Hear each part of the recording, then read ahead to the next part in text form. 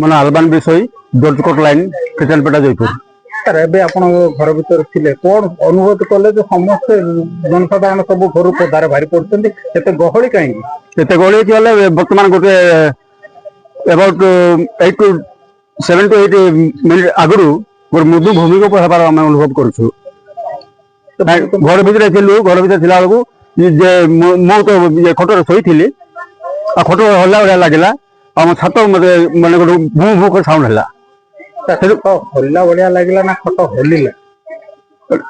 ହଲିଲା ଖଟ ହଲିଲା। ଫ୍ୟାନଟା ମଧ୍ୟ ସେକ୍ ହେଲା, ଫ୍ୟାନ ମଧ୍ୟ ବନ୍ଦ ଥିଲା, ଫ୍ୟାନ ସାକ୍ ହେଲା।